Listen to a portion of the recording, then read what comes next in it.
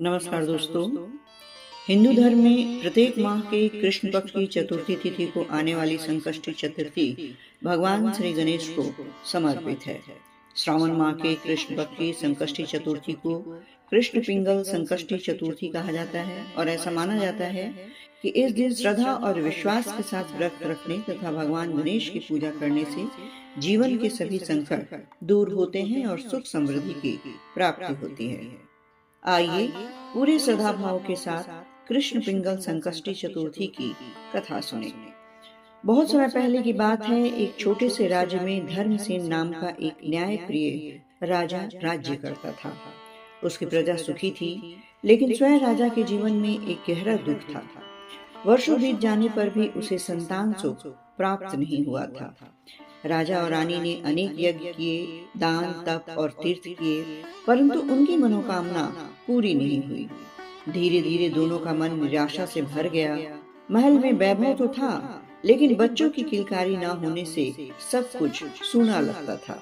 एक दिन राज्य में एक तेजस्वी ऋषि आए। राजा ने उनका आदर सत्कार किया और अपने मन का दुख बताया। ऋषि मुस्कुराए और बोले, राजन, जब मनुष्य अपने अहंकार को छोड़कर सच्चे मन से भगवान गणेश की शरण में जाता है, तब असंभव भी संभव हो जाता है। तुम श्रावण मास की कृष्ण पिंगल संकष्टी चतुर्थी का व्रत श्रद्धा से करो। राजा ने उसी क्षण संकल्प लिया। श्रावण मास की चतुर्थी आई।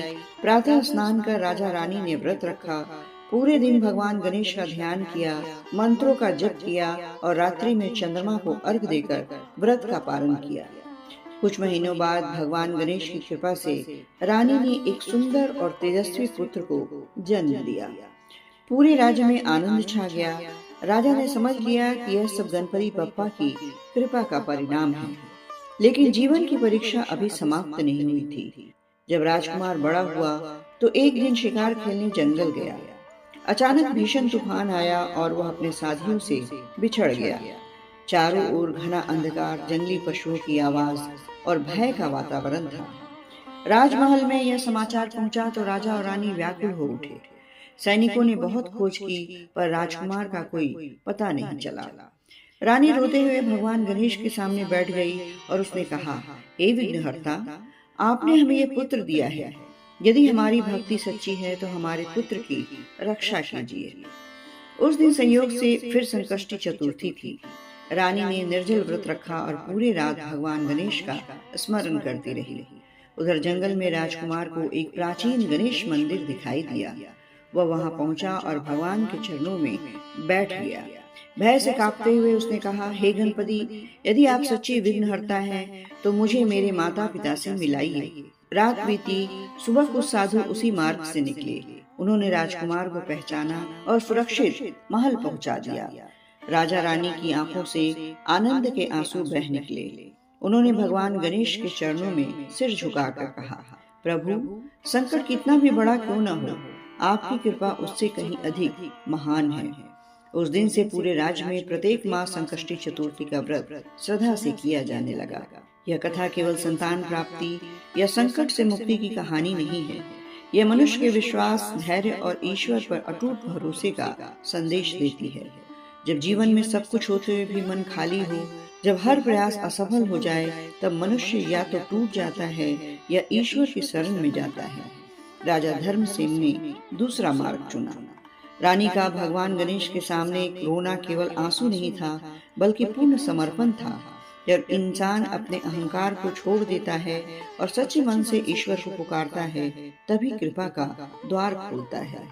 जंगल जीवन का प्रतीक है। कभी कभी हम भी समस्याओं के घने जंगल में अकेले पड़ जाते हैं, कोई रास्ता दिखाई नहीं देता। ऐसे समय भगवान गणेश का स्मरण मन को साहस देता है। गणेश जी तुरंत चमत्कार नहीं करते, बल्कि सही समय पर सही मार्ग दिखाते हैं। राजकुमार को मंदिर मिला, साधु मिले और अंत में सुरक्षित घर लौट गया। यह संदेश है कि ईश्वर सहायता कई बार मनुष्यों और परिस्थितियों के माध्यम से ही करते हैं।